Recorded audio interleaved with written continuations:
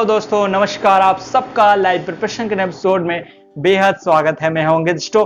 वैदिक एस्ट्रोलॉजी में आप ट्विन फ्लेम के योग कैसे देख सकते हैं।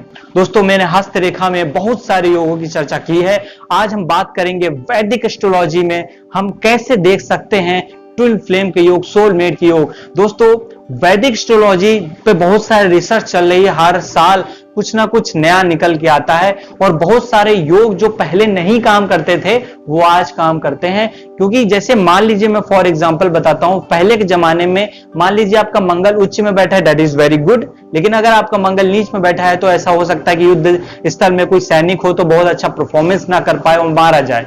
लेकिन आज वही मंगल अगर किसी व्यक्ति का नीच में बैठा है तो बहुत सारे एस्ट्रोलॉजर उसको डरा देते हैं, लेकिन वही मंगल उसको एक रूम में बैठ के टेक्नोलॉजी पे बहुत कुछ करने की क्षमता प्रदान कर देता है और बहुत ऊंचाई तक पहुंचा सकता है।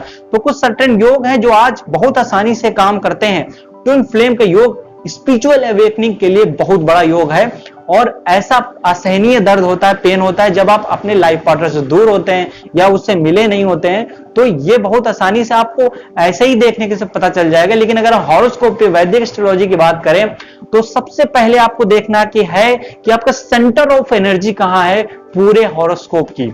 मान लीजिए आज मैं 7th हाउस के बारे में बात करूंगा क्योंकि बहुत सारे फेसबुक, इंस्टाग्राम आप सबके कमेंट आए, उनमें 7th हाउस के बारे में जिक्र हुआ था। तो 7th हाउस में सेंटर ऑफ एनर्जी आपकी उपस्थित होगी। मेरा कहने का मतलब है आपके बहुत सारे जो ग्रह हैं वो कहीं ना कहीं या तो दृष्टि डाल ले होंगे या तो वहां का लॉर्ड किसी बहुत सारे ग्रहों के साथ युक्ति बना के बैठा होगा। ऐसी स्थिति में कहीं ना कहीं ट्विन फ्लेम के योगों में इंक्रीमेंट होता है।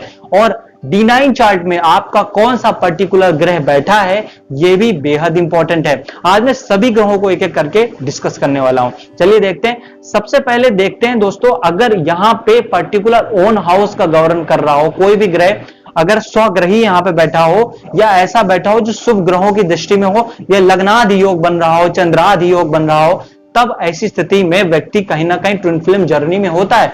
लग्नादि योग, चंद्रादि योग कैसे बनता है, इन सब के बारे में हम लोग आगे की वीडियो में डिस्कस करेंगे। लेकिन मोस्टली यही योग जो होते हैं, यही 7th हाउस होता है। आपके ज्यादातर प्लैनेट यहां स्थित हो या ज्यादातर प्लैनेट यहां को इंफ्लुएंस कर रहे हो तो यह योग बन जाता है। अगर यहां पे बने और 9th हाउस में वही ग्रह आपका बैठा हो। और दूसरी दोस्तों इंपॉर्टेंट हम बात बताएं, इन सभी योगों को एक साथ दोस्तों देखना है क्योंकि it's not just about rules and regulation, it's just about intuition and consciousness. आपको ज्योतिष में कुछ भी देखना है केवल रूल को अप्लाई करके। मेरे 10 साल का दोस्तों एक्सपीरियंस हुआ, उसमें बहुत सारे लोग आए तो मुझे लगा कि पहले मुझे देखने में प्रॉब्लम होती है। It's all about practice, it's all about meditation. आप मेडिटेशन करिए और अपनी कॉन्शियसनेस लेवल को, अवेकनिंग को बढ़ाइए, तब कहीं ना कहीं बहुत अच्छे से इन चीजों को स्टडी कर पाएंगे। उसके बाद अगर आप रूल लगाते हैं तो आपके प्रिडिक्शंस कभी भी गलत नहीं होंगे। और दोस्तों 7th हाउस में पर्टिकुलर ओन, जैसे मैंने कहा, राशि का ग्रह बैठा हो या कहीं ना कहीं बहुत अच्छा हो। और आपके जिस भी एक राशि में दोस्तों 3 नक्षत्र हो सकते हैं, आप वहां पे जो नक्षत्र होगा उसका संबंध केतु से होगा। Ketu is a planet, mysterious planet, जिसका संबंध होता है आपकी पास्ट लाइफ से। हो सकता है आपका 7th लॉर्ड केतु के नक्षत्र में बैठा हो या केतु किससे संबंध रखता हो उसके साथ में बैठा हो, कॉम्बिनेशन कंजंक्शन बना के बैठा हो। अगर 7th हाउस में आपके बहुत सारे प्लैनेट बैठे हुए हैं, कई प्लैनेट कंजंक्शन में बैठे हुए हैं, युक्ति बना के बैठे हुए हैं, तो भी ना कहीं चांस बढ़ा देता हो। सारे योग में जैसे बता रहा हूं वैसे वैसे लोगों में पॉसिबिलिटी ज्यादा बढ़ जाती है कि ट्विन फ्लेम की जर्नी को इंसान कैरी ऑन करेगा और अपने ट्विन फ्लेम से मिल पाएगा कि नहीं मिल पाएगा। अगर पॉजिटिव बहुत ज्यादा इंडिकेशन आए तो व्यक्ति अपनी ट्विन फ्लेम जल्दी में अपने लाइफ पार्टनर से जल्दी मिल जाता है। अगर ये योग थोड़े से वीक हैं तो कहीं ना कहीं उसके लाइफ में स्ट्रगल आ जाता है। और दोस्तों, हमारे लग्न से 7th भाव हमारा जनता का होता है, हमारी वाइफ का होता है, हमारे लाइफ पार्टनर का होता है, स्पाउस का होता है। तो यह बहुत इंपॉर्टेंट है कि हमको जो रिप्रेजेंट करने वाला जो प्लेस है वो 7th हाउस है, वहां का लॉर्ड है। और अगर हम 7 से 7 पहुंचेंगे, मतलब भावात भावम नियम यहां पे लगाएंगे, तो मतलब 7 से 7 पहुंचेंगे तो आप पहुंचेंगे अपने लगन पे। इसलिए आपकी जो स्पाउस है, लाइफ पार्टनर है, जीवन साथी है, वो भी एक तरीके से आपका भाग्य, आपका पूरी जर्नी, आप कैसे ग्रोथ कर रहे हैं, स्पिरिचुअल अवेकनिंग आपकी कितनी हुई है, आप कितनी चीजें अर्जित कर पाएंगे इस लाइफ में, ये सारी चीजें डिसाइड करता है। बहुत ही इंपॉर्टेंट है।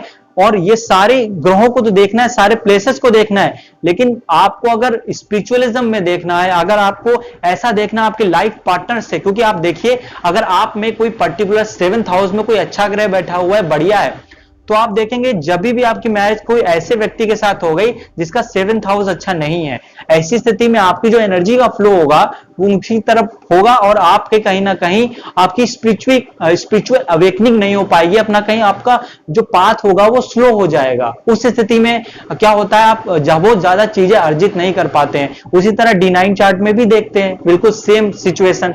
वैसे ही अगर हम देखें कि कोई ऐसा व्यक्ति हो जिसका 7th हाउस बहुत अच्छा हो और भौतिक चीजों को बहुत पाना चाहता हो, मेटेरियलिस्टिक चीजों को बहुत पाना चाहता हो, और उसकी मैरिज किसी ऐसे व्यक्ति के साथ हो जाए या कहें उसकी शादी ट्विन फ्लेम के साथ हो जाए, तब आप देखेंगे वो जबरदस्त रूप से इंक्रीमेंट करता है, जबरदस्त रूप से उसका विकास होता है और बहुत सारे संसाधन वो अर्जित कर लेता है। दोस्तों ये बहुत इंपॉर्टेंट है कि आपका 7th हाउस किस तरीके से है, किस तरीके से अपने इनर सेल्फ को आप समाज में रिप्रेजेंट करते हैं। दोस्तों उम्मीद है आपको ये वीडियो पसंद आई हो, अगर पसंद आई हो अपने दोस्त तथा साथियों तक भी पहुंचा दीजिएगा, क्योंकि ये इंटीग्रेटेड वीडियो है जिसमें मैं सभी साइंसेस को इंक्लूड करने की कोशिश कर रहा हूं, खासकर स्पिरिचुअलिटी। तो उम्मीद है दोस्तों आपको वीडियो पसंद आई हो। आगे किसी और वीडियो में किसी और नए टॉपिक के साथ मिलते हैं, तब तक अपना ख्याल रखिए। Stay home. नमस्कार दोस्तों।